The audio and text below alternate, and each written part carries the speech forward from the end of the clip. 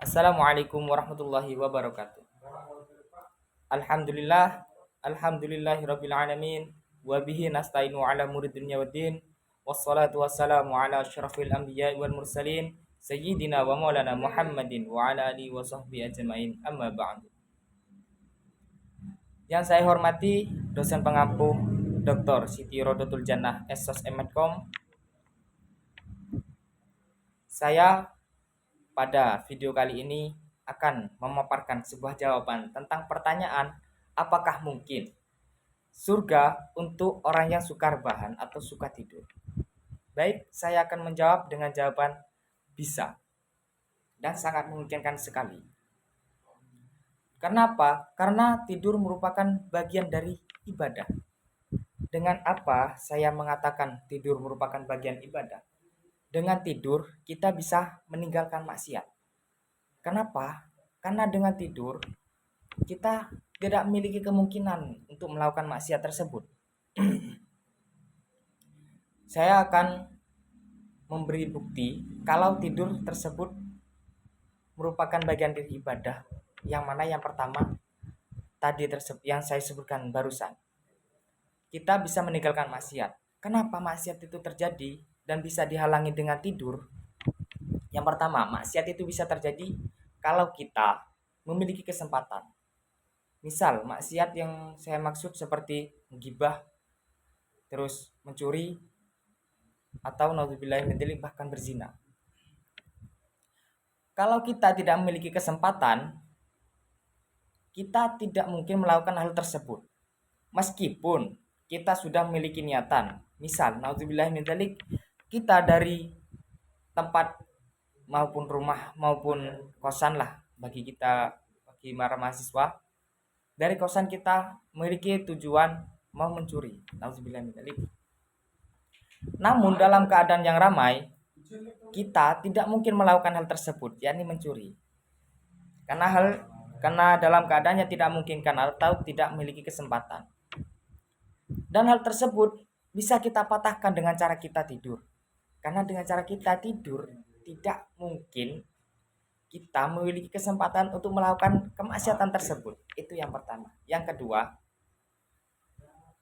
nah itulah bagaimana cara mengubah mengubah tidur menjadi sebuah ibadah.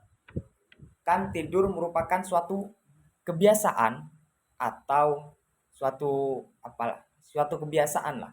Orang yang non muslim juga ibadah.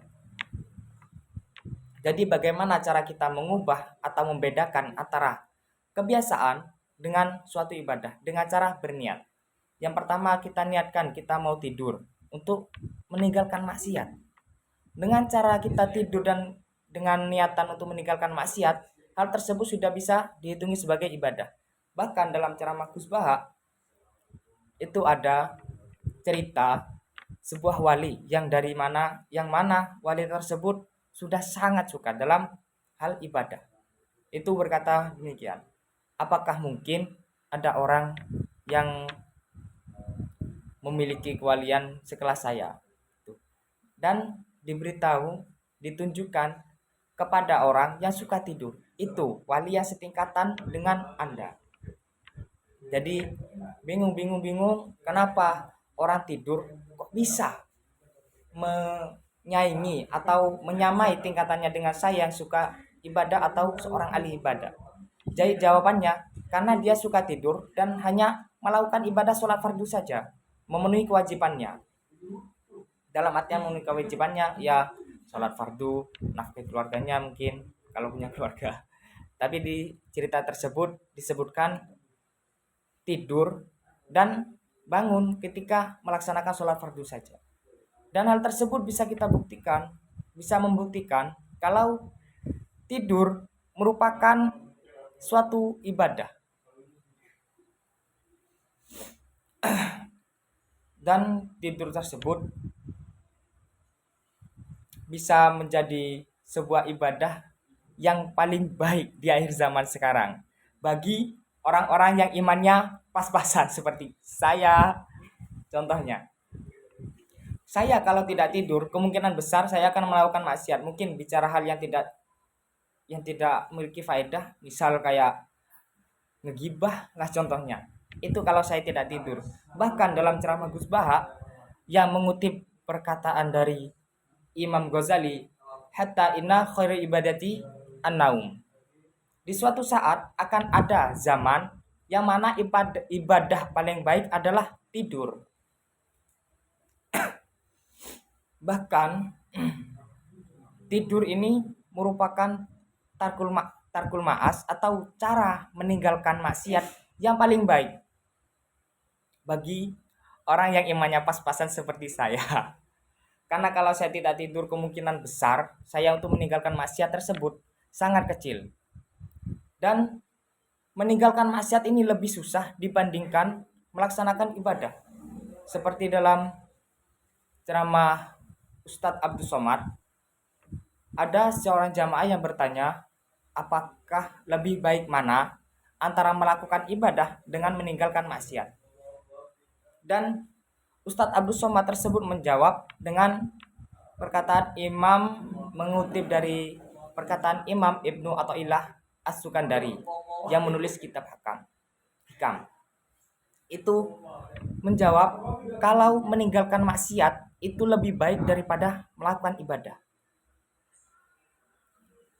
Karena seorang setiap mukmin meskipun yang imannya pas-pasan seperti saya pasti melakukan ibadah seperti saya sholat, puasa, itu termasuk melakukan ibadah. Tapi dalam meninggalkan maksiat itu susah bagi saya. Jadi mengenai jawaban surga untuk orang yang suka tidur, apakah mungkin? Jadi jawaban dari saya sangat mungkin sekali atau bisa. Jadi cukup sekian paparan dari saya. Wallahul muwaffiq ila aqwamit thoriq. Wassalamualaikum warahmatullahi wabarakatuh.